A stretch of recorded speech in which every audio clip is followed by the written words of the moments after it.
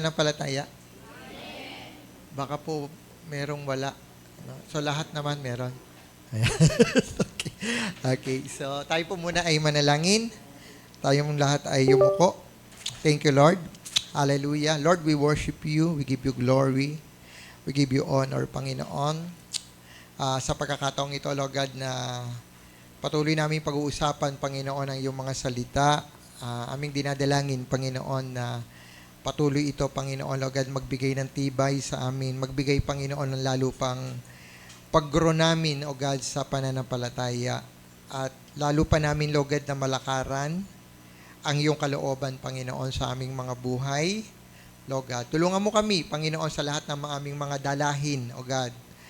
Hallelujah. Personal man na dalahin, pampamilyang dalahin, Panginoon, at ano pa man yun, Lord God, sinabi mo nga sa iyong salita, Panginoon, Lord, na patuloy kaming lumapit sa iyo at ilagak, Panginoon, Lord God, ang lahat ng aming mga kabalisahan sapagkat ikaw ang Diyos na nagmamalasakit sa amin. Kaya sa umagang ito, patuloy na inihahanda namin, Panginoon, ang aming mga puso, Lord God, sa pagtanggap ng iyong buhay at makapangyarihang salita. Salamat po sa bawat isa na nandirito ngayon, Lord God, na handa magbigay, Panginoon, Lord God, ng pasasalamat, pagsamba, at ganun din, Lord God, pagbibigay, Panginoon, ng kalakasan sa iba. Sapagkat alam po namin, Panginoon, di man kami magsalita. Alam po namin, Panginoon, na malaking tulong, Lord God, ang presensya ng bawat isa sa patuloy, Panginoon, ay kasusulong ng aming pananampalataya. Kaya pagpalain mo, Panginoon, ang umagang ito, pagpalain mo, Panginoon, O God, ang bawat isa. Ito ang aming dalangin sa pangalan ni Jesus. Amen. Okay, palapahan natin ang ating Panginoon. So, ito po ang ating pag-uusapan. Where will my faith lead me? Saan ako dadalhin ng aking pananampalataya? So, lahat dito may pananampalataya. Tama po ba?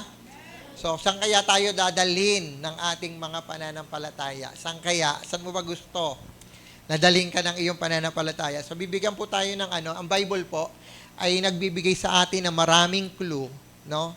O idea. So, nangyari sa mga tao sa Bible, kung saan yung pananampalataya nila, doon sila dinala, no? May mga pinagdalaan sa kanila, may mga nangyari sa kanila, at doon sila dinala ng kanilang pananalig sa ating Panginoon. So marami po doon sa Biblia, makikita po natin dahil sa pananampalataya nila, dinala sila ng Panginoon. Merong mga nangyaring kakaiba, no, sa kanilang mga buhay. Alam mo, meron po sa meron pong lugar sa Amerika, yung tinatawag nilang Hall of Fame. Saan ba matatagpuan yon, yung Hall of Fame? Saan sa Amerika yon? Sa sa New York, kita mo, alam ni Kuya Kuya Benny. Yung pangalan mo nandoon sa sa tiles. Tama ba, sa tiles? So nandoon lahat yung mga Hall of Fame, no? Ibig sabihin, lahat ng mga sumikat na tao. So nandoon 'yon nakasulat, no? Sa Bible po, meron tayong tinatawag na Hall of Faith. Saan nakasulat yung Hall of Faith? Saan nakasulat? Hindi po sa New York. Sa Bible po nakasulat 'yon. So anong book? Anong book yung Hall of Faith? So nakasulat doon lahat ng mga ginawa ng mananampalataya, no? Although yung iba doon hindi na sinulat kasi nga sabi ng author ng Hebrew kakapusin ng kanyang panahon o magagaw lang kanyang panahon, no? So kaya hindi po nasulat ng iba. Pero ang Hall of Faith po nakasulat po yan sa Hebrew. Chapter 11. So, nandoon lahat ng iba't ibang klaseng mga pananampalataya, kung anong ginawa ng pananampalataya sa kanilang mga buhay. Okay? So, yun po siya. Halimbawa dito, no, yung mga nakalista sa Hebrew chapter 11, so may mga specific action sila, no? Kung ano nangyari because of their faith, no? So, si Abel, si Abel, no? Sa Bible po, ang mauna nyo makikita dyan sa Hebrew chapter 11, si Abel ang unang binanggit. Okay? Si Abel. Sabihin nyo nga, Abel. Okay, ba't si Abel ang unang binanggit? Hindi naman si Abel ang unang tao. Sino ba unang tao? Si Adan. Si Adan. Pero si Abel ang binanggit unang-una. Bakit hindi si Adan? Bakit kaya? Bakit? Dahil sala kasi si Adan. Di ba sala si Adan? Eh, hindi binanggit. Pero si Abel ang unang binanggit sa Bible. Okay? Si Abel, yung anak niya. Si Abel. So, at anong ginawa ni Abel? So, offered a better sacrifice to God than Cain. Okay? So, kita po natin yan. Ito po yung yung dahil sa pananampalataya, si Abel ay nag-alay o naghandog sa ating Panginoon na better sacrifice, pinakamainam na handog, no, sa ating Panginoon. At siyempre, makita po natin yung dalawa yung nag-offer, tapos yung kinalugdan, yung kay Abel. Yung kay Cain, hindi kinalugdan. Okay? So ngayon, tinan nyo po, sumunod kay Abel, ang binanggit ay si Enoch na agad. Okay, si Enoch. So mapapansin nyo, ba't kaya si Enoch, no? Si Enoch po, ito pong nangyari sa kanya. Was taken up to heaven without experiencing death because he pleased God. So ano nangyari kay Enoch? Si Enoch po ay hindi nakaranas ng kamatayan. Siya po ay hinigop ng alapaap, no? Hinigop siya, bigla na lang siyang nawala, no? Bigla na lang siya nawala. At sabi nga ng Bible, siya ay kinuha ng ating Panginoon. So ito yung unang no, yung parang pag pinag-usapan mo yung rapture, no? Siya ang unang tao na mababasa mo, nakita mo, makikita natin na unang na rapture. Siya yon, si Enoch.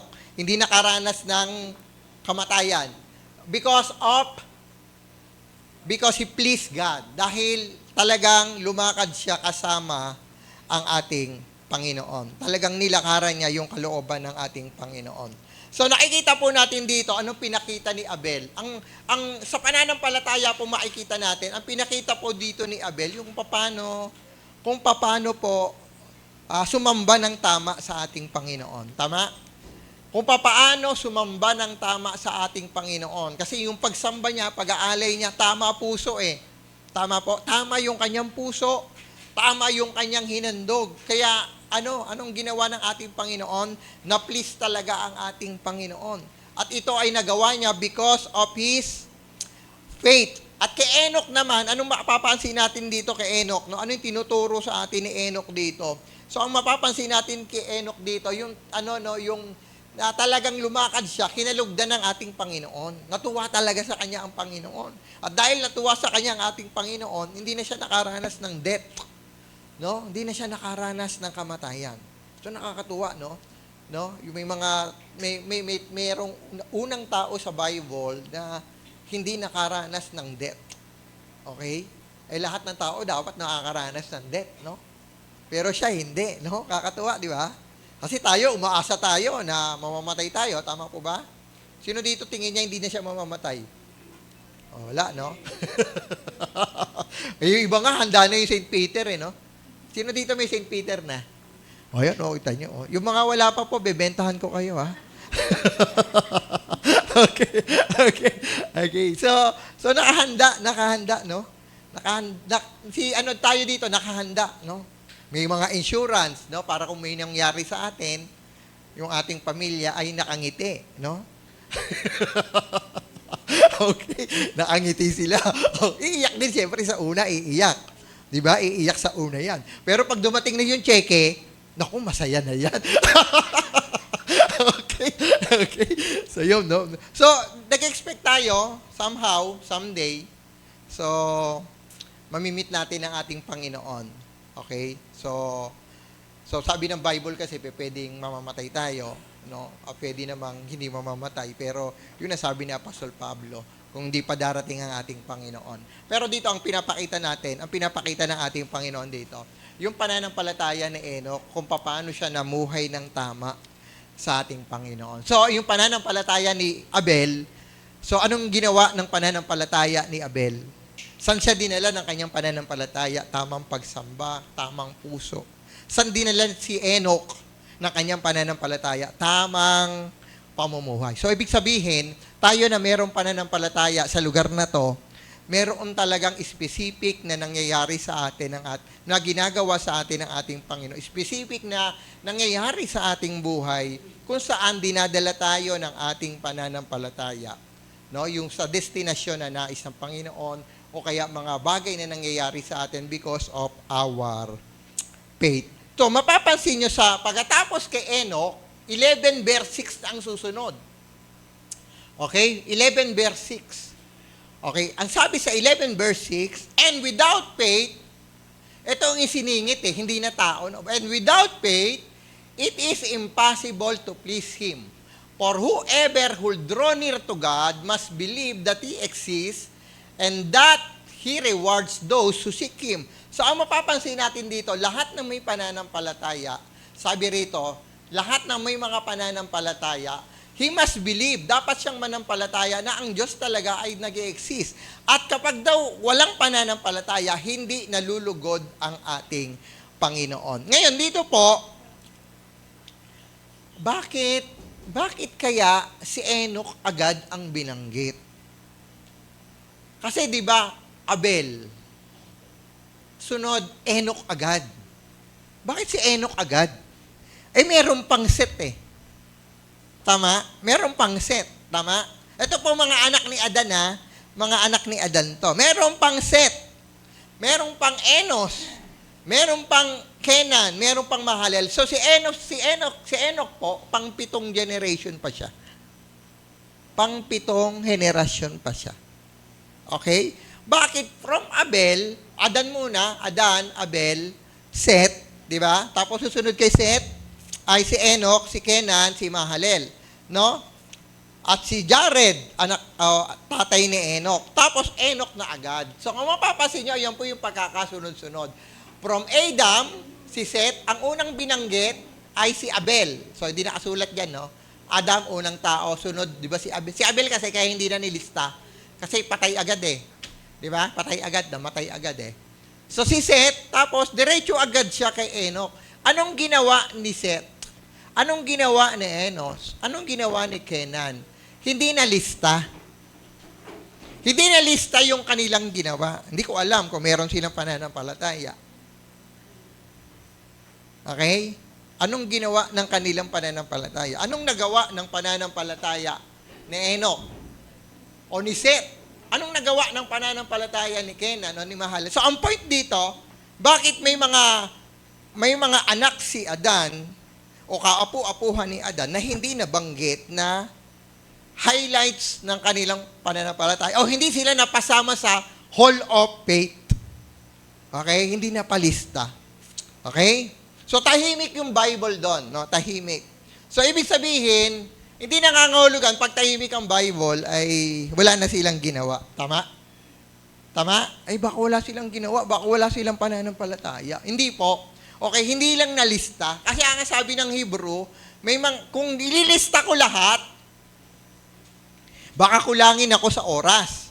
Kasi marami pang sila extra nga hindi nalista dun No? Si Daniel nalista, pero sila Jeremiah, hindi na nalista. So dito, ang point natin dito, hindi na lista, tahimik ang Bible, pero may mga makikita po tayo doon na may mga ginawa ang ating Panginoon. Halimbawa sa buhay ni Enos. Ito si Enos po. Si Enos saka si Enoch, magkaiba po yun Enos, sabi nyo, Enos. O di ba S? O, Enos. Yung sunod, Enoch. O, anong dulo? O, di ba si? O, di ba? Enos saka si Enoch. Kay Enos po, Genesis chapter 4 verse 6. Ano po nangyari? Tingnan natin kung merong When Seth grew up, ayan nakita nyo, nabanggit si Seth, he had a son and named him Enos. It was during his lifetime that men first began to call themselves the Lord's people. So ito yung mga panahon, sa panahon ni Seth, na nagkaanak siya, ang pangalan ay si Enos. At ng panahon na yon, iyon yung mga panahon na kung saan ang tao natutong tumawag sa ating Panginoon. Okay? Natuto silang tumawag sa ating Panginoon. Natuto silang, manalangin. Bakit? Hindi ba sila nagpe-pray dati? Okay. So, yun po siya. So, ang point natin dito, ano makikita natin? May mga nangyari din, pero hindi nasulat sa Hebrew chapter 11. Verse 6, no? Na sa panahon pala ni Enos, sa panahon pala ni Seth, tumawag, doon unang-unang ang tao tumawag sa Diyos. Okay? Unang-unang nanalangin. Kaya nga, di ba, ang prayer, uso na agad no? Ba't uso ang prayer? Marami nagpasimula, yung mga nauna sa atin. Pero mapapansin mo po, ang nag-original, ang pakikipag-usap sa Panginoon o yung prayer, kasi iba kasi yung personal nilang nakakausap ang Diyos eh. Tama? Di ba ikaw, hindi mo naman agad sasabihin, makikipag-usap ako sa Panginoon. Ano sasabihin mo? Magpe-pray ako, di ba? Tama? Di ba? Sasabihin mo ba, ay may ano kami, may meeting kami ni Lord, mag-uusap kami. Ano sasabihin mo? Magpe-pray ako. So, ibig sabihin, bakit? Parang, kasi tayo physical, siya spiritual. So, ngayon, noong mga time na yan, natutong manalangin ang mga tao. So, tahimik ang Bible doon, hindi nilista sa 11 verse 6, pero may mga ginawa ang Panginoon. So, anong makikita natin dito? May mga silent. Halimbawa, sa atin, mayroong mga maingay. Maingay yung pananampalataya. Meron namang, tahimik yung kanyang pananampalataya. Anong ibig sabihin ng tahimik? Mamaya gusto natin palalimin to. Meron bang tahimik at maingay na pananampalataya? Maingay at matahimik na pananampalataya. So, bakit? Hindi po nakalista. Minsan, hindi nakalista, no? Minsan, hindi masyadong napapansin yung faith niya. Tama? Kasi alam nyo, yung faith na napapansin, saka yung faith na hindi napapansin. Tama? Ano yung ibig sabihin ng faith na napapansin? Oo, active na active yun. Kumbaga, parang siya na lang yung palaging may ginagawa. Yung parang gano'n. Di ba? Yung palaging, siya, nag-aapoy, no? Palagi siyang may kakaiba lagi na ginagawa sa ating Panginoon. Ibig sabihin, lagi siyang nasa front line, ganoon. Napakaingay ng kanyang pananampalataya. Hindi nakalista, hindi nakasulat. Hindi pinag-uusapan, pero nakasulat sa aklat ng buhay. So, yun maganda, no? Tahimik lang siya. Tahimik lang siya nananampalataya, pero hindi masyadong broadcast. Hindi masyadong expose yung kanyang ginagawa. Minsan ang ama lang nakakakita. Di ba? Parang gano'n, di ba? Minsan ang nakakakita lang sa kanya, mga angel, di ba? Ang Diyos Ama lang nakakakita. So, may mga tahimik na pananampalataya. Pero hindi nangangahulugan na wala ng impact. Okay? So, kaya sabi rito, if you have faith, you will do something. No? Kapag may pananampalataya ka, so kaya nga sabi natin kanina, may pananampalataya ba ako? Opo. Sabi natin kanina. So, kayo nagsabi niyan. So, you will do something for God. No? Bakit po? Pag meron kang pananampalataya, talagang may gagawin ka lagi sa Diyos no? Alam mo yung tunay na meaning ng iyong buhay? Ano pa? Alam mo yung purpose mo? At alam mo yung iyong direction. So, yun pong ibig sabihin yan. Kapag meron kang pananampalataya, hindi ka ligaw. Alam mo yung tunay na meaning ng iyong buhay, ng ating buhay. Alam natin talaga na na meron talaga tayong purpose and direction. So, pag may pananampalataya tayo, hindi tayo pwedeng walang gagawin. Tama? It's either pag-uusapan ng ginawa mo o kaya hindi pag-uusapan. Bakit? Napakasimple lang ng ginawa mo. Pero ito ay nakasentro sa Diyos. Tahimik lang. No? May mga tahimik May tahimik lang ang kanyang pananampalataya. Okay? Tingnan nyo dito sa church. Ma-observe nyo kung sino yung tahimik lang ang pananampalataya. Meron ba? Meron ba dito tahimik lang ang pananampalataya? Mag-observe kayo. Sino yung maingay yung pananampalataya niya? At sino yung tahimik ang kanyang pananampalataya? May napansin kayo? Sige nga, purihin natin yung may tahimik na pananampalataya rito. Kung very observer ka, mapapansin mo yon. Okay? Sino yung may tahimik na pananampalataya dito? Mamaya na natin i-reveal, ha? Okay. Meron namang maingay ang kanyang pananampalataya. At lagi siyang alive na alive, no? Parang gano'n, no? Parang gano'n, no? Iba, simple, parang hindi pag-uusapan kasi, napakasimple. Okay? So, ngayon po, where will my faith lead me? Saan ako dadalhin? Sabihin mo sa sarili natin, Panginoon, saan ako dadalhin ng aking pananampalataya? Hebrew chapter 11, verse 7. Ang sabi rito, by faith, Noah, being warned by God. Okay kita nyo Pagtapos ni Enoch, 11 verse 6, sabi ron, without faith, it is impossible to please God. So, yun yung sabi ron. Tapos, pagtapos nun, 11 verse 7 na, si Noah na agad. Si Noah. Okay? From Enoch, si Noah na agad ang binanggit. Kasama sa Hall of Faith, nabanggit talaga to. Bakit? Gaano ba kasikat si Noah? Gaano kasikat si Noah? At nasama sa Hall of Faith. Okay, sabi rito, by faith, Noah being warned by concerning event as yet unseen. So sabi rito, binalaan siya ng Panginoon. Tungkol saan? Sa isang pangyayari na hindi pa nararanasan. Hindi pa nakakakita. Hindi pa nakikita ng kung sino man. In reverence, sabi rito, fear constructed an ark for the saving of his household. So, merong event na mangyayari na wala pang nakakasaksi. So, event to. Event. Sabi mo, event. Ayan. Hindi to kasalan, hindi to birthday, Okay. Okay. So, ang nangyari, dahil sa kanyang pananampalataya, nag-construct siya ng ark. Okay? Nag-construct siya ng ark. Ang sabi ang sabi ng theologians o mga commentary, malamang yung sinasabi nilang event na hindi pa nasasaksihan, hindi pa nakakakita. Dalawa yon, may doon, may argumento. Una, sa Genesis po, pag nabasa nyo sa creation, hindi pa nagpapaulan ang Panginoon. Okay? Hindi pa nagpapaulan. Ngayon, sa Genesis chapter 6, alam naman natin kung ano nangyari sa time ni Noah. Umulan. Ilang araw? 40 lang naman. 40 days lang naman. Tuloy-tuloy.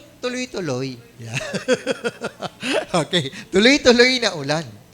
Okay. So, ang pinaniniwalaan ng ibang komentary, maaring hindi pa sila nakakaranas ng ulan. Okay?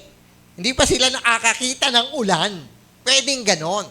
O kaya, yung isang sinasabi ng argumentong isa, hindi ulan niyang baaring umulan na, pero hindi pa sila nakakakita ng napakalaking baha.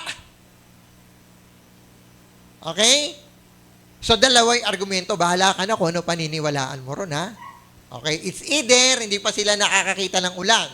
Kung nakakakita man sila ng ulan, hindi pa sila nakakakita ng malaking baha. Pero eto for sure, hindi pa sila nakakakita ng arko. For sure yon. Sa panahon ni Noah, wala pang gumagawa ng bangka. O hindi bangka, barko. Kaya, kung walang idea si Noah, ang Diyos mismo ang nag-architect. Kung ilang pulgada, kung nabasa nyo yan no? Kung anong puno, kung anong kahoy, kung anong espalto, pantapal, bulkasil ang gagamitin. Kung anong pako, hindi naman pako yata yun. Pero ang nag-architect, ang Diyos kasi walang idea si Noah. So ano yung point natin dito? Ilang taon ginawa? Ilang taon? Ilang taon? Oh, yun. Mahigit 1 siglo.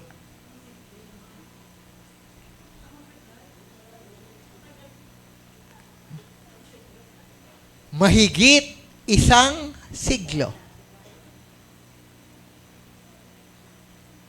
Kung ikaw walang pananampalataya, hindi mo gagawin yon. Hindi mo alam kung ano ginagawa mo. Hindi ka pa nakakakita. Pwedeng hindi ka nakakita ng ulan. Pwedeng hindi ka nakakita ng baha. Kaya nga, walang naniwala kay Noah. Ang naniwala lang kay Noah, yung mga anak niya, saka yung asawa niya. Sino pa? Yung mga hayop, naniwala sa kanya. Sumakay eh. Di ba? Oh? Walang taong ibang sumakay maliban sa pamilya niya.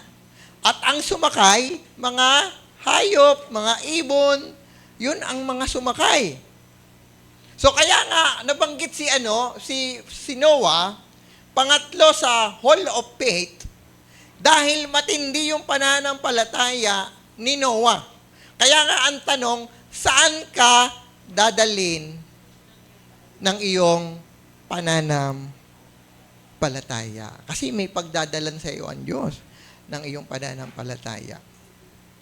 So matindi ba yung ginawa ni Noah? Matindi. Isang siglo, tapos ilan lang kayo gagawa? Maaring tinulungan siya ng anak niya. Pero yung maghanap ka ng maraming kahoy at napakalaki po ng arko kasi lahat ng mga hayop, iba't ibang klaseng hayop nandoon. Isinakay niya lahat. Kaya nga kung wala kang ganong katinding pananampalataya, hindi ka maniniwala sa Diyos na, uy, magkakaroon ng ganito. Tapos pinagbibida niya pa, babaha. Walang naniniwala, sabi niyang mga tao, uy, loko-loko to si Noah. Kung ano-ano pinagagawa niya. Tingnan mo, ilang taon niya na ginagawa yan? Diba? Imagine mo kung ikaw kapitbahay. Ano bang ginagawa nito ni Noah? Parang, nahihibang. Tapos, ang tagal-tagal niya na ginagawa. Tapos, punta sila sa gubat, nagbubuhat ng kahoy, naglalagari. Isang siglo. Maaring 4 lang sila na nagawa. Pero chinaga nila yan. Amen? Chinaga nila. So, yun yung faith na dinala sila ng ganoon. Dinala sila sa ganong sitwasyon ng kanilang pananampalataya. Hanggang, ano nangyari? Dumating talaga ang baha at nagkaroon ng paggunaw. Ang natira lang ang kanyang pamilya. Amen? So, hindi pwedeng meron tayong faith. Diba? Pero wala tayong ginagawa. So, yun po siya. So, ibig sabihin, ang pananampalataya natin ay nagbibigay sa atin ng pinakakabuluhan ng buhay. Meron siyang direction. Nagkakaroon ka ng direction.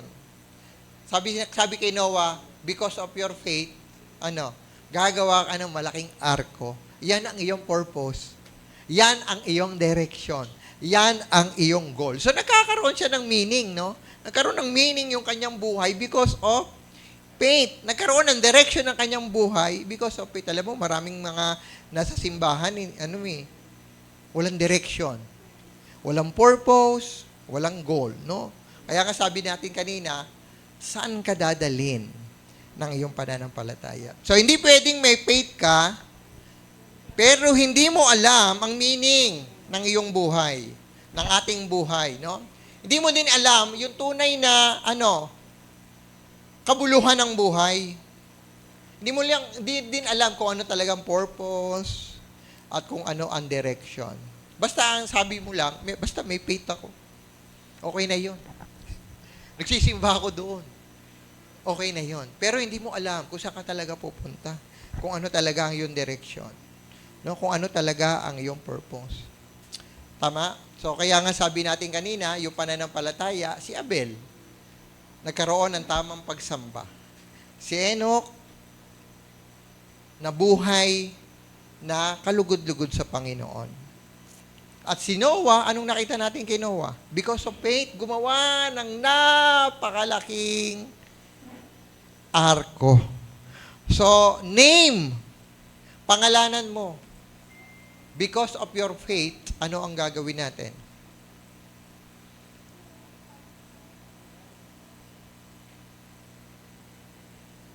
Dahil sa iyong pananampalataya, ano ang isusulat natin? Ano isusulat natin because of your faith? Pwede ba? May susulat ba tayo? Meron? Wala?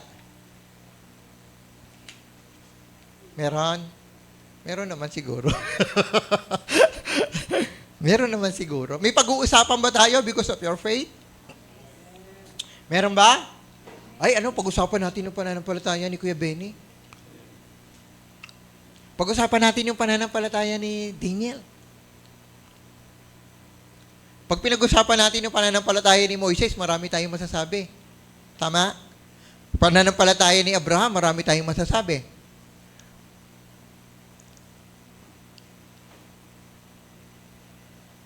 Saan tayo dadalhin ng ating pananampalataya? Amen? Okay.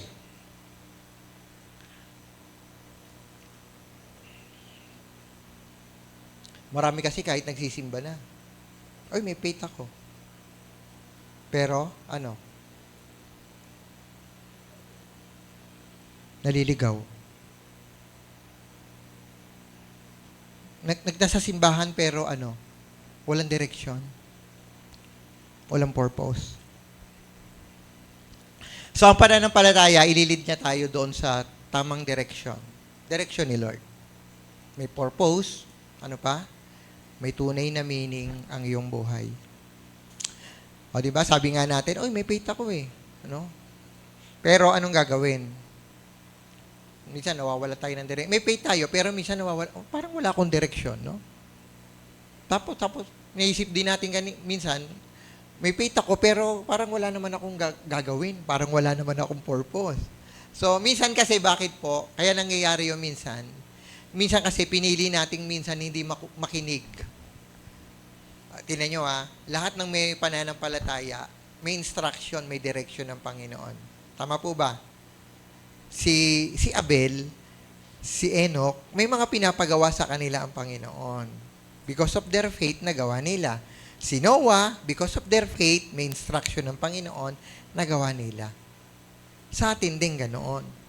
Diba? Because of our faith, may instruction ng Panginoon, may direction ng Panginoon. Kaya lang minsan, pinipili natin na wag makinig. Okay? So, diba merong isang bangka. Ang isang bangka po, diba, napalutang-lutang. Saan kaya siya pwedeng dalhin? Nahulaan mo na ba ang isang bangka na kasi alam niyo po, sa dalampasigan, ang bangka na ginagarahe, yung nasa tabi, dapat may tali. Tama po ba? Bakit po? Bakit? Bakit pag wala ang tali, paglingat mo, asan na yung bangka? Tama? Nasaan na ang bangka? Paglingat mo, asan na yung bangka ko? Wala na yung bangka mo. Wala na yung bangka. Kasi walang tali. Okay?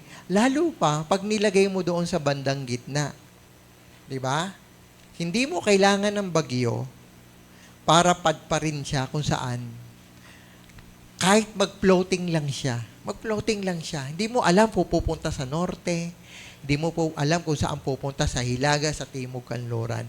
Hindi mo alam. So, ligaw po. So, ligaw siya. Bakit po? Walang timon. Walang timon. Walang nakasakay. Walang nagsasagwan. Nagpo-float lang siya. Nagpo-flow lang siya. Bahala na siya kung saan siya dadalhin. So, ganyan ang pananampalatayang hindi nakikinig sa direksyon ng Panginoon. Tama? Diba? Maraming may pananampalataya, sabi niya, may Diyos ako, may pananampalataya ako. Tanungin mo siya, naniniwala ka lang ba talaga sa Diyos? O ang Diyos pinapakinggan mo rin? O basta naniniwala ako sa Kanya, it doesn't matter kung pakikinggan ko siya o hindi. Meron bang ganun tao? Meron, wala? Meron, ang dami. Oo, ang daming ganoon. May paniniwala sa Diyos, pero walang pakialam sa sinasabi ng Diyos. Diligaw, parang bangka lang din yun na walang timon. Diba? May faith siya, pero saan siya dadalhin? Sa kawalan. Okay? Kaya, ang tunay na may faith, may direction. Ang tunay na may faith, may purpose. Ang tunay na may faith, alam niya kung ano ang tunay na meaning ng kanyang buhay. Alam niya kung anong pinapagawa sa kanya ng ating Panginoon.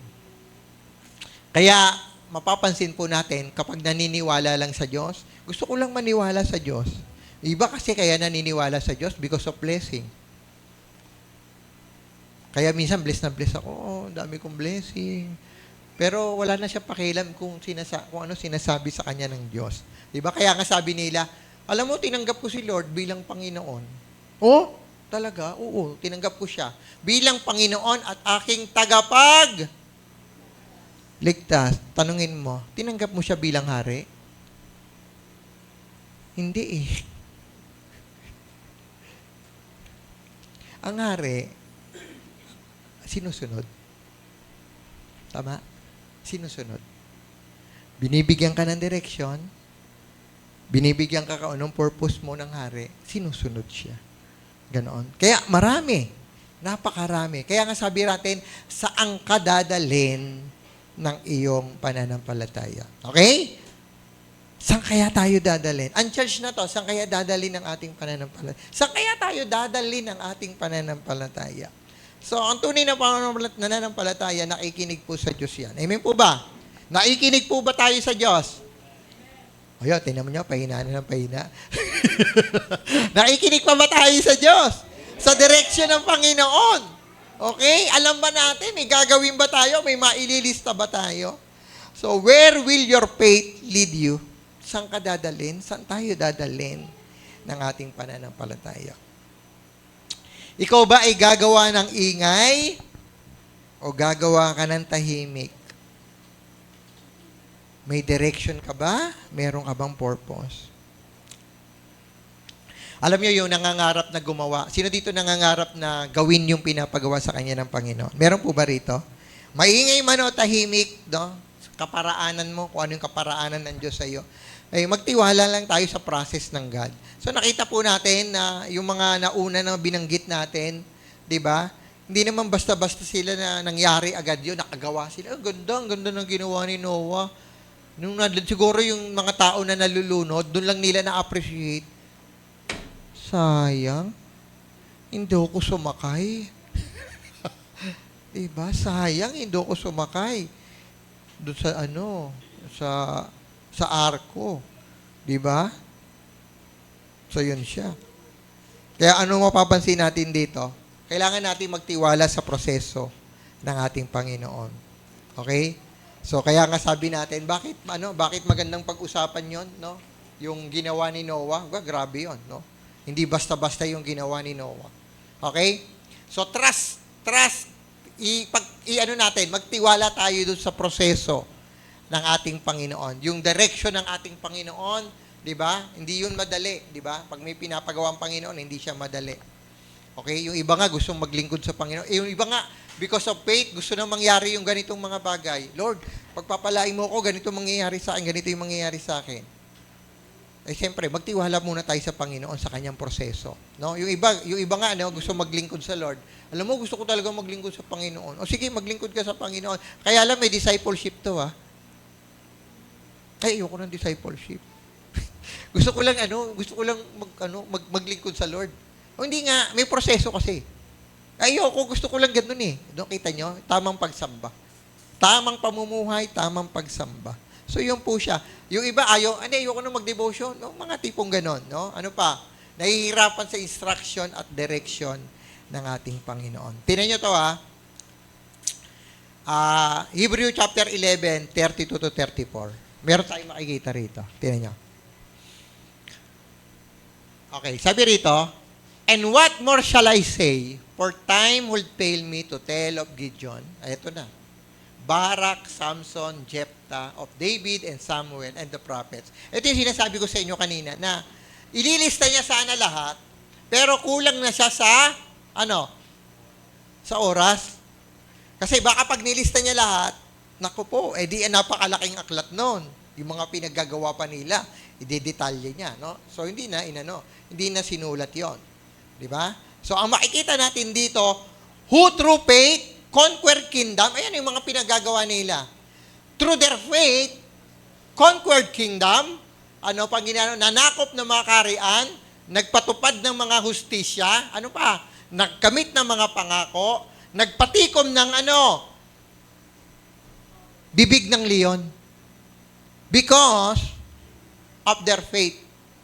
Maingay. Ang ingay, grabe. Ang ingay ng kanilang pananampalataya, nasulat, pinag-uusapan ang kanilang pananampalataya. So, ang sarap pakinggan, no? Yung pananampalataya, pinag-uusapan. Nalilista. Di ba? So, yun po siya. Kaya ang tanong dito, sino gagawa ng maingay? Saan ka dadali ng pananampalataya natin? Gagawa ka ba ng maingay? Gagawa ka ba ng tahimik? Ayoko maingay, gusto ko tahimik lang. Alam mo, sa mga alagad may maingay. Tama? Sino yung maingay sa alagad? Sino? Si Peter ang ingay. Kita nyo? Di ba? Maraming sa mga alagad maingay. Alam mo po ba may mga tahimik? At minsan, hindi mo mapapansin sa Bible yung mga tahimik. Si Peter, mapapansin mo agad. Si John, mapapansin mo agad. May ingay yan eh. Pero alam niyo po ba may mga alagad na tahimik? Sino yung tahimik na alagad? Ato. Trivia to, trivia. Sabi mo sa katabi mo, trivia to, makinig. Okay. Nung namatay si Jesus, nung namatay si Jesus, namatay, tama? Sino ang kumuha ng kanyang bangkay? Ato, hindi to sikat. Kasi tahimik to.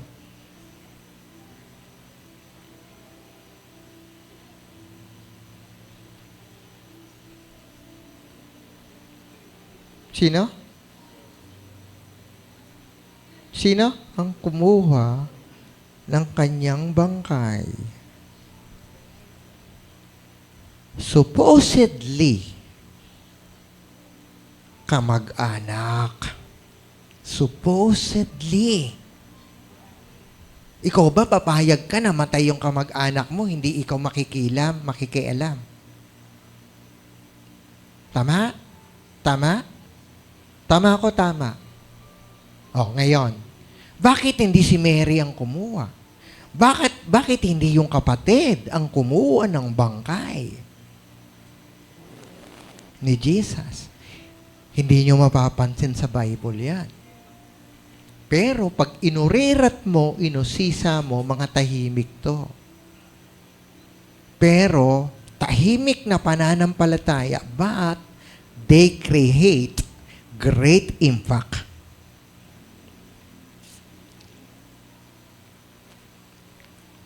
Alam nyo na kung sino? Yung mga nasa likod. Nag-uusap sila. Sabi ni Tinay, alam ko yan kung sino. Okay, may idea kayo, Tinay? Saka si Aki, nag-uusap sila eh. Parang yun ang pinagkukwentuhan. Si Aki, ano ba pinag-uusapan nyo dyan? Ha? Akala ko yung topic natin. Ikaw, Tinay, may hula? Guess what? Guess who? Di ba? Sino lang? Sino? Meron bang gustong umula? Kung sino? Mukhang ginugol na. No? Ginugol na agad ni Edward. No? Sino si Joseph? Joseph ba? Joseph sa English. Hindi niya tatay yon. Ha?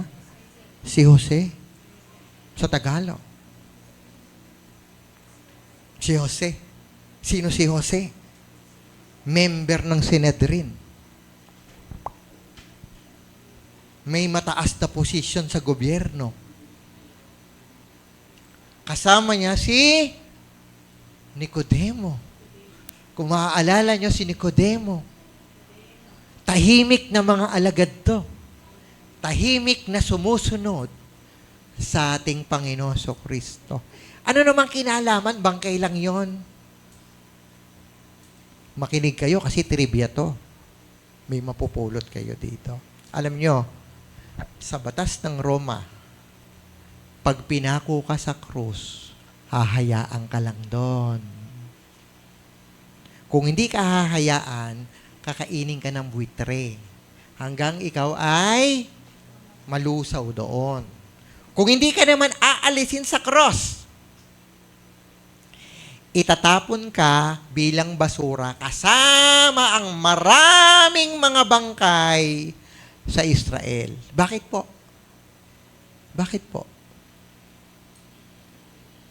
Ang mga mahihirap at mga kriminal walang kakayahang maglibing nung kanilang panahon. Bakit po? Kung mapapansin nyo, iba ang libingan ng Israel. Kuweba. Kung wala kang pera, hindi ka makakagawa ng sarili mong kuweba na parang musileo nung panahon na yon. Kaya kung wala kang pera, hindi ka malilibing sa disenteng libingan. Kaya kung mapapansin nyo sa Isaiah, disente yung libingan ni Jesus Christ. Hindi po siya taga ron, taga Galilea po siya. At si Jose na nagmamay-ari ng musileo,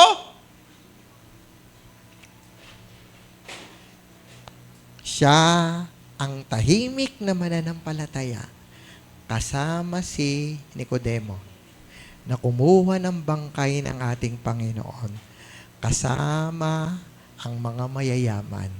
Kaya disente ang kanyang libingan. Alam niyo po ba dito, kung mapapansin niyo sa Pilipinas, kahit saan pwede ibaon. Bakit po? Maraming lupa sa Pilipinas. Hindi katulad ng Israel, puro disyerto. Ba't pwede bang ilibing sa sa buhangin? Disyerto? Hindi po. Bakit po? Alam niyo po ba yung sandstorm? Pag may sandstorm, nahuhukay yun. O, kita nyo na. Nahuhukay yun. At pag nahuhukay yun, yung mga scavenger na hayop, kakainin lang yun. Kawin nyo na. Kaya ang mga libingan doon, hanggat maaari, kuweba. Pag wala kang pera, hindi ka makakapagpalibing ng maayos. Kaya napakamahalagang papel yung ginampanan ng mga tahimik na alagad katulad ni Nicodemo at ni Jose. At bakit binigay sa kanila? May impluwensya sila eh. Kinausap si Pilato, amin na lang yung bangkay ni Jesus. Bibigyan namin ng dissenting living. Imaginein mo, tagapagligtas. Tung tinanggal siya sa krus, isinama siya sa mga libingan ng mga, tinatapon lang yun, tapos sinusunog.